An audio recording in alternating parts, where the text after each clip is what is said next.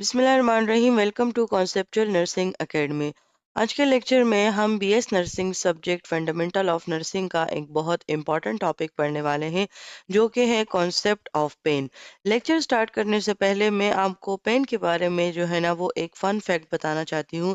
जैसे कि आपको पता है कि हमारे पास जो है हमारे टोटल 4 वाइटल साइन हैं: temperature, pulse, respiration and blood pressure. ये 4 हमारे पास मोस्ट वाइटल साइंस जो है इंडिकेटर्स हैं। पेन जो है वो हम उसको फिफ्थ वाइटल साइन कंसिडर करते हैं। अब इस बात का मतलब क्या होता है?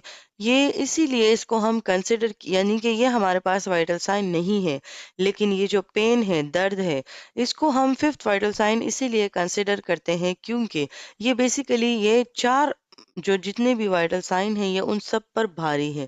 यानी कि इन्हीं इस पेन की वजह से हमारे पास 4 के 4 वाइटल साइन जो है वो इफेक्ट हो सकते हैं। चाहे तो वो पल्स है, चाहे वो रिस्पायरेशन है, चाहे टेम्परेचर है, वो इस पेन की वजह से जो है ना वो बहुत ज़्यादा इफ़ेक्ट होते हैं। पेन बेसिकली हमारे पास एक कॉम्प्लेक्स एक्सपीरियंस होता है, जिसमें बहुत से रिस्पॉन्सेज शामिल हो जाते हैं।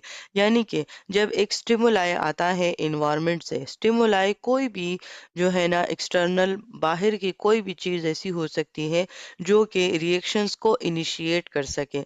जैसे कि आपने अगर किसी गरम जो है ना किसी गरम चीज़ पर आपने हाथ रख दिया है, या जो है आपको किसी ने मार दिया है, तो ये तमाम चीज़ें जिसके नतीजे में आपकी बॉडी जो है वो रिस्पॉन्स शो करती है, तो वो स्टिमुलाई होता है।